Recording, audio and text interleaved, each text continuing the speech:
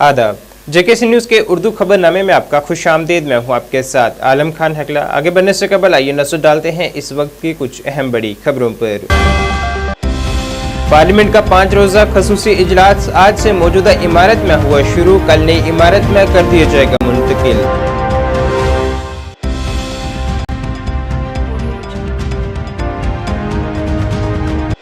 Lieutenant governor और महाराष्ट्र के वजीर आला ने हम सब एक हैं पहल का किया आगाज। शहीद पुलिस और हिफाजती एहलकारों को पेश की गई खराज अकीदत।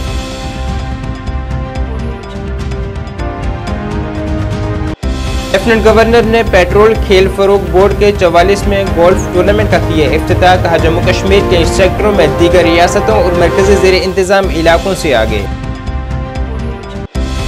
सेवा सप्ताह के तहत भारतीय जनता युवा मोर्चा ने SMGS अस्पताल में मुनक्किद किया खून अतिया कैंप। जम्मू कश्मीर से 3000 यूनिट खून अतिया करने का मुकर्रर किया गया हदफ।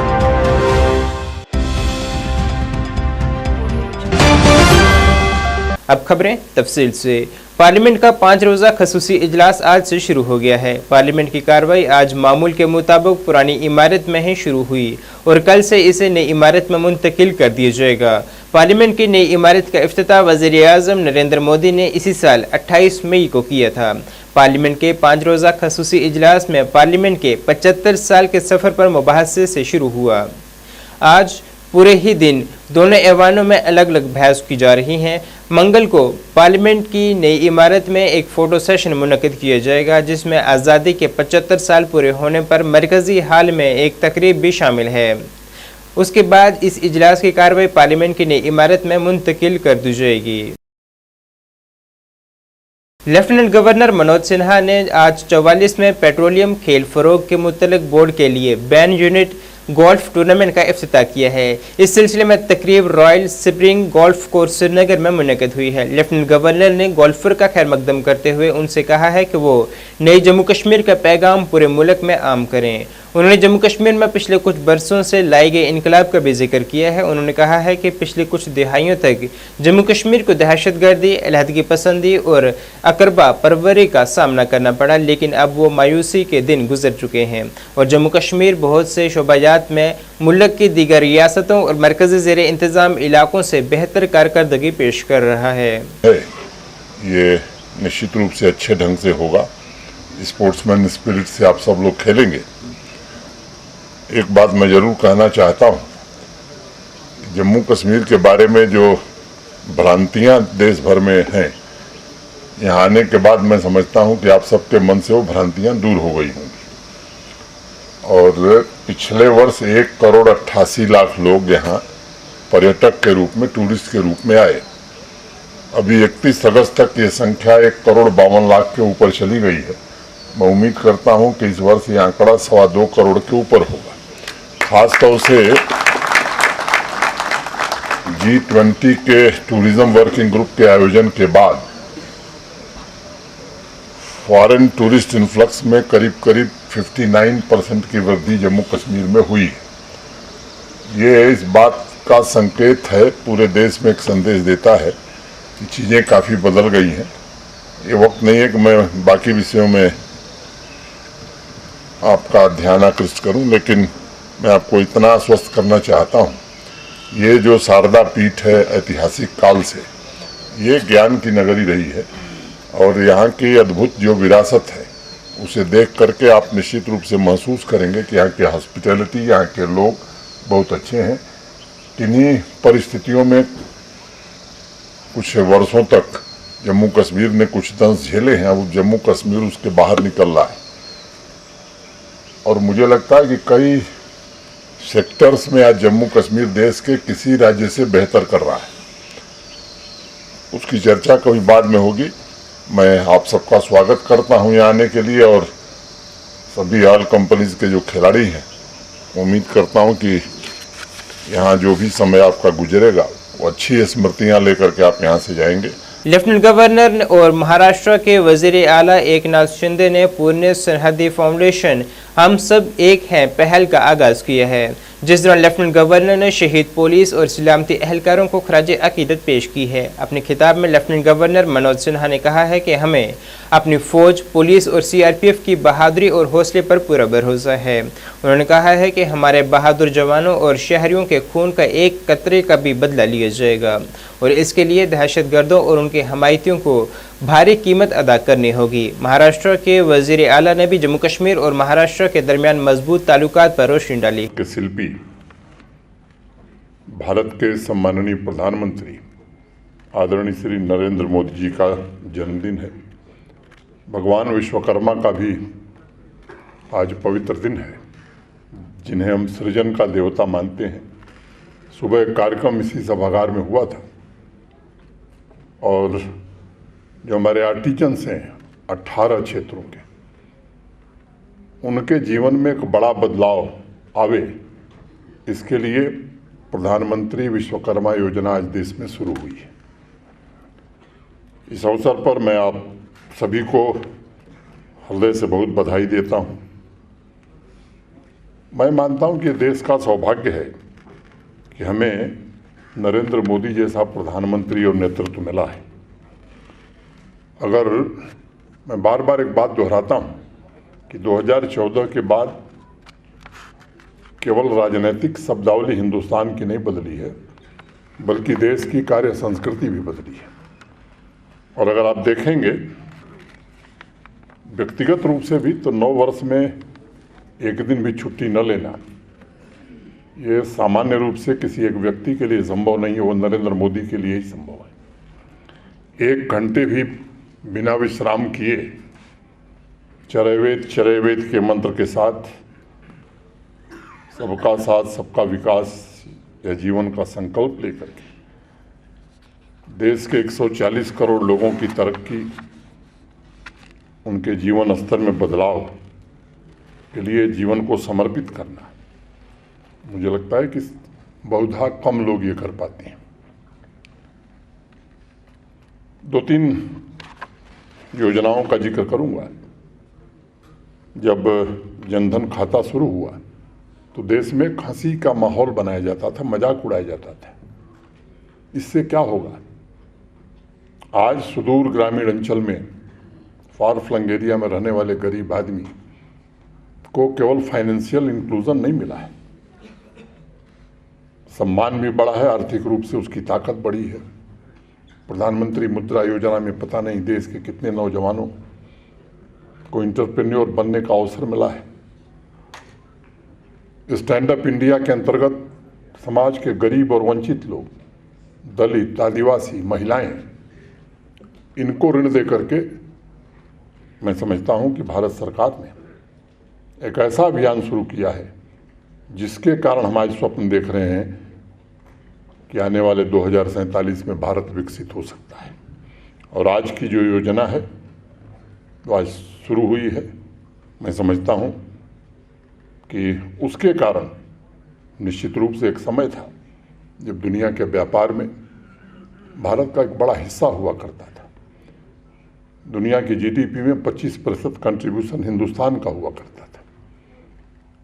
किन्हीं कारणों से देश गुलाम हुआ, लंबे समय तक गुलामी का दंश हमने झेला और आज हम बाकी देशों से पीछे चले गए। लेकिन अब जिस देश के हम गुलाम थे, उस देश को अब पीछे छोड़कर दुनिया की 5वीं बड़ी अर्थव्यवस्था हम बन गए। वज़ीर-ए-आज़म नरेंद्र मोदी के जन्मदिन के सिलसिले में सेवा सप्ताह के तहत भारतीय जनता युवा मोर्चा की जानिब से जम्मू के SMGS अस्पताल में खून अतिया कैंप मुनक्किद किया गया, जिसमें काफ़ी तादाद में लीडरान व कारकुनान ने खून अतिया किया है। इस दौरान वहां पार्टी तंजीमी सेक्रेटरी अशोक कौल, बीजेपी नायब सदर युद्धवीर सेठी, युवा मोर्चा सदर अरुण देव सिंह खसूसी तौर पर मौजूद रहे। इस दौरान जानकारी दी गई कि इस तरह के खून अतिया कैंपों का सिलसिला आइंदा 24 सितंबर तक जारी रहेगा और बीजेपी ने हदफ रखा है कि इस दौरान 3000 यूनिट खून अतिया किया जाएगा। शिविर लगाए थे और 2,80,000 पॉइंट्स हमने इकट्ठे किए थे और इतनी ही कैपेसिटी हिंदुस्तान के ब्लड बैंक्स में थी। इस बार भी प्रधानमंत्री नरेंद्र मोदी जी के जन्म दिवस पर 18 तारीख से लेकर आज से लेकर 24 तारीख तक 18 से 24 तारीख तक ये लगातार ब्लड डोनेशन कैंप ये लगेंगे। कल एक ब्लड डोनेशन कैंप उधमपुर में लगा और अगले दिनों में ये अलग अलग हमारे यहाँ के डिस्ट्रिक्ट्स में लगेंगे। जहाँ जहाँ ब्लड बैंक है, ऐसे जो हमारी जानकारी है कि 13 ब्लड बैंक्स जम्मू में हैं, उन सभी ब्लड बैंक्स में हम जाकर मोदी जी के जन्मदिन के अवसर पर हम 18 से लेकर 24 तारीख तक रक्तदान शिविर करेंगे। और हमने एक टारगेट लिया है कि हम जम्मू कश्मीर में 3000 यूनिट्स जो है वो रक्तदान करेंगे। इसके लिए हम तैयारी कर रहे हैं। रक्तदान ये एक महादान है, उस रक्तदान को हम करने जा रहे हैं। हम सबको ये प्रेरणा दे रहे हैं कि वो अपना रक्त, अपना ब्लड ये डोनेट करें। ब्लड डोनेट करने से दूसरी की जान बच जाती है। इस प्रकार इस रक्तदान शिविर को हम कर रहे हैं। युवा मोर्चा को ये जिम्मेदारी जम्मू कश्मीर में दी गई है।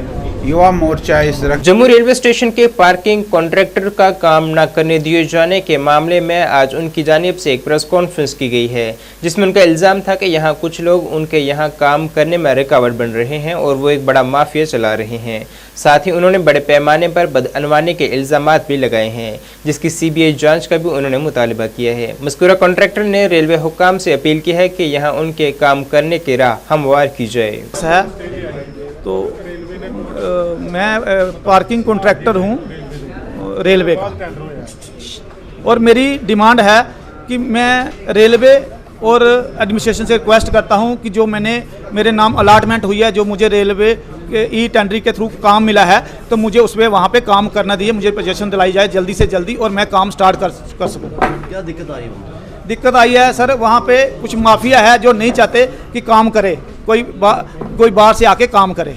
मैं जम्मू का हूँ, उन्होंने एलिगेशन में लगाए कि बाहर से या यूपी बिहार से, पर मैं जम्मू से हूँ।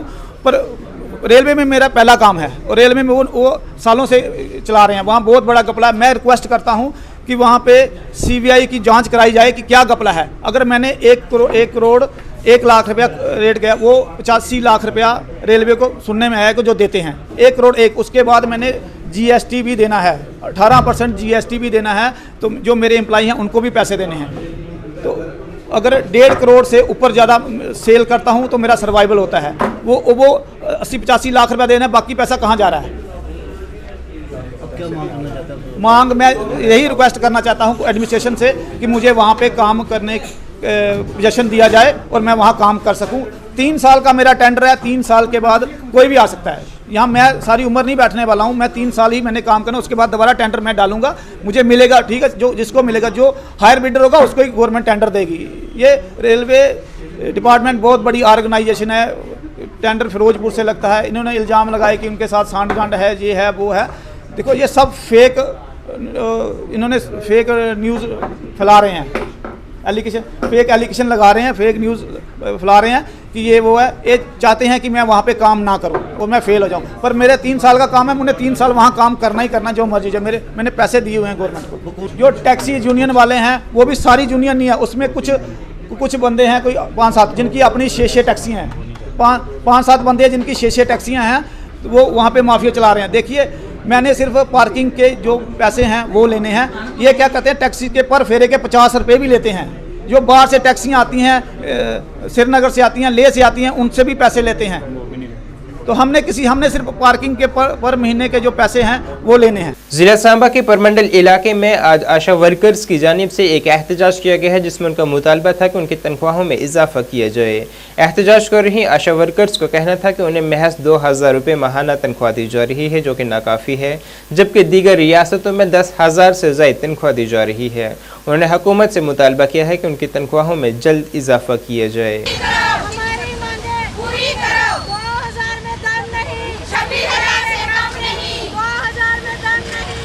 आशा वर्कर हूँ, मेरा नाम गारो देवी है, मैं प्रमंडल ब्लॉक से हूँ। हम 2006 से काम कर रहे हैं।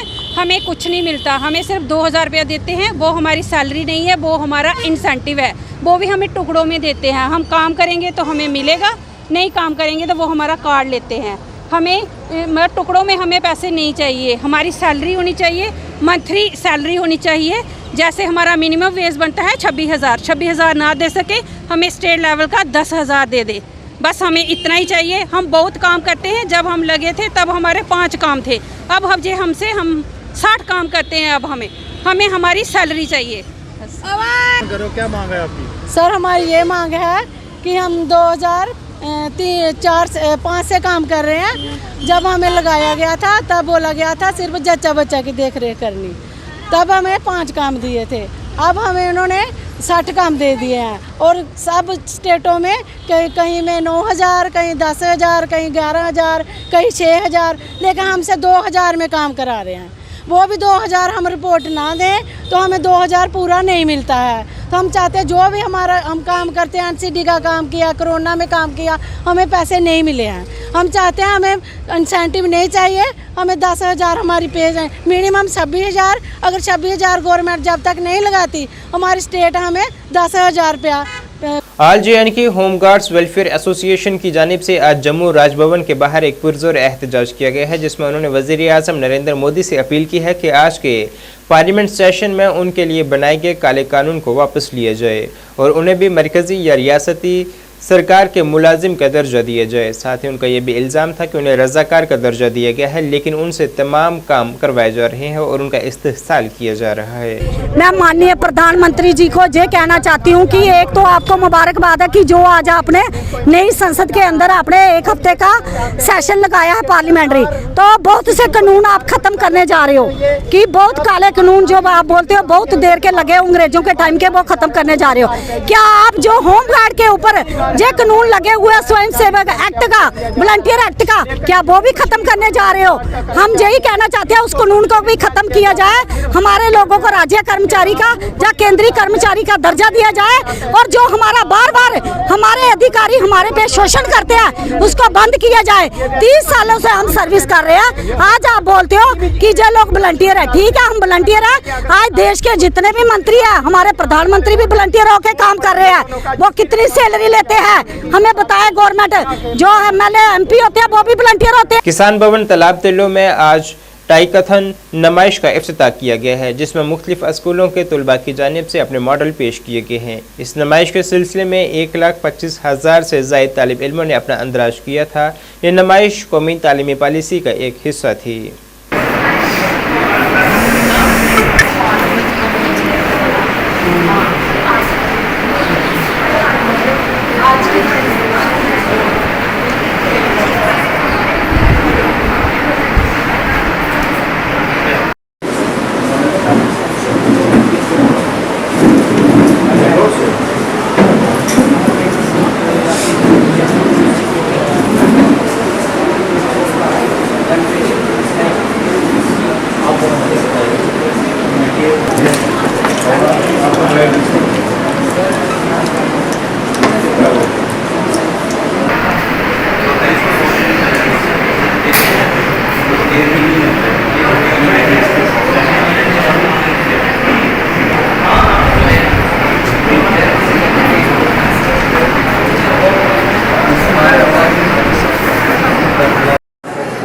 मेरा नाम वंशिका है और ये मेरी टीममेट सुहानी जलोत्रा है। ये हमने यहाँ पर यूनिटी इन डाइवर्सिटी एक टॉय बनाया है, इससे बच्चों को राज्य के बारे में जानकारी आसानी से प्राप्त होगी। अब जैसा कि आप देख सकते हैं ये हमारा स्पिनर है, हमने इस स्पिनर पे अपने 28 राज्य को दर्शाया हुआ है। हम इस स्पिनर को इनिशिएटिव है और ये हमारे डायरेक्टर्स श्री परीक्षित सिंह मनहास, ये उनका इनिशिएटिव था कि SCRT कुछ ऐसा इनिशिएटिव ले जो नेशनल इनिशिएटिव्स हैं उनको आगे लाए और गुड प्रैक्टिसेस जो हैं वो अपने सामने लाए। तो उस सिलसिले में सर SCRT J&K ने ये इनिशिएटिव लिया है और इसमें क्या है कि टॉयज़ और गेम्स बच्चों ने बनाई है। हमारे JKUT के तकरीबन 9,000 जो स्कूल्स हैं उन्होंने पार्टिसिपेट इसमें किया है और 1.25 लाख के करीब इसमें रजिस्ट्रेशन हुई थी। ये इवेंट 4 भागों में विभाजित रहा और 4 चरणों में ये कंप्लीट हुआ, जिसमें पहला चरण था रजिस्ट्रेशन का, जो लॉन्च हुआ था 12 मई को। उसके बाद इसका स्कूल लेवल कंपटीशन हुआ, जिसमें हमारे 20 के 20 डिस्ट्रिक्ट्स ने भाग लिया। और उसके बाद ये जो वहाँ से शॉर्टलिस्ट हुए बच्चे, वो उन्होंने डिस्ट्रिक्ट लेवल पे कंपटीशन हुआ, और जो बच्चे शॉर्टलिस्ट हुए उनका आज एक ग्रैंड फिनाले हो रहा है यूटी लेवल पे। मैं आपको यहाँ बताना चाहूँगी सर, SCRT J&K ये पहली SCRT है जिसने ये टॉय कथान का इवेंट जो है इसका इनिशिएटिव लिया। जैसे हमारे honourable prime minister Shri Narendra Modi ji का आज की एग्जीबिशन के हवाले से मैं बात करूं तो ये हमारा एक डायरेक्टर साहब का और सरकार का एक जो है वो खुसूसी एक अच्छा इनिशिएटिव है, जो नेशनल एजुकेशन पॉलिसी के मुताबिक जो है वो बच्चों को और हमारे पूरे डिपार्टमेंट में जो है ये स्कूल लेवल पे और यूनो लेवल पे, डिस्ट्रिक्ट लेवल पे, डिवीज़न लेवल पे और आज यूटी लेवल पे कंपटीशन हो रहा है, जिसमें ये बच्चों ने अलग अलग मॉडल बनाए हैं, टॉय कथान के मॉडल बनाए हैं।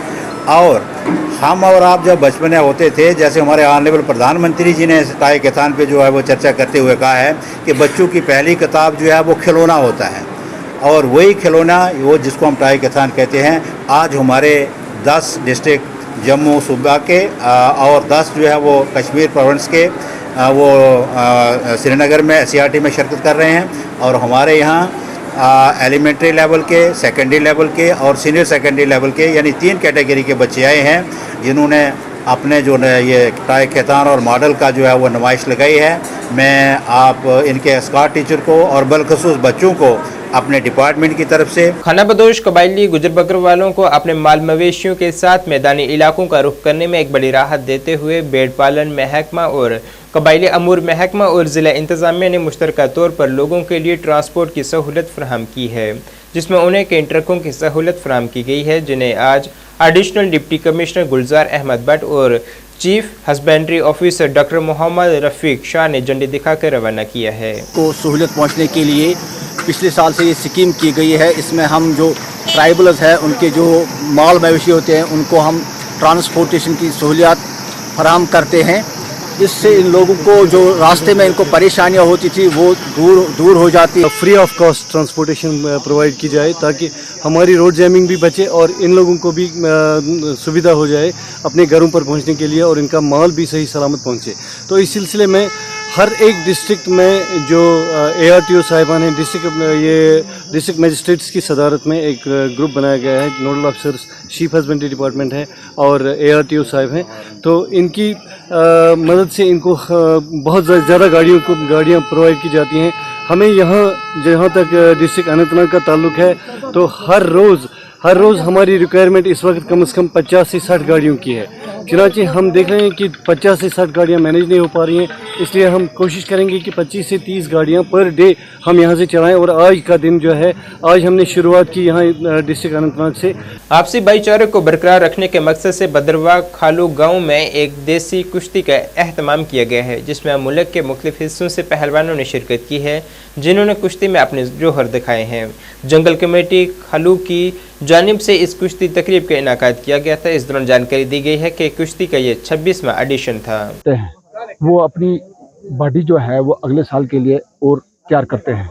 एक तो ये नशे से दूर करने के लिए हम ये करवा रहे हैं 25 साल से, और दूसरा यहाँ अमन भाईचारा रहे, खासकर हिंदू मुस्लिम जो अमन भाईचारा जो 25 साल से यहाँ दंगल लगा रहे हैं। और उसके अलावा हम यहाँ एक मतलब हर साल खीर बनाते हैं, खैरात देते हैं, वो हर साल इसके लिए देते हैं हम बारिश के लिए, वो भी कंटिन्यूसली 20-25 साल से चल रहा है। ये 2 मेले यहाँ हर साल होते हैं और ये खासकर अमन भाईचारा जो है वो उसको बरकरार रखने के लिए ये यहाँ मेला लगाते हैं। दंगल का सबसे बड़ा मसला है, सबसे बड़ा मुद्दा है कि इलाके में अमन भाईचारा रहे और जितने हमारे यूथ हैं वो किसी बुरी आदत की तरफ ना जाएं, वो यहाँ के पहलवानों को देखकर अपनी बॉडी बनाएं, अपनी पढ़ाई करें, एक्सरसाइज करें और बुरे कामों से बचें। सबसे बड़ा मकसद हमारा यही है। नाज़रीन, इस वक्त के उर्दू खबरनामे में बस इतना ही। मुझे मेरी टीम के साथ दीजिए इजाज़त। अल्लाह हाफिज़।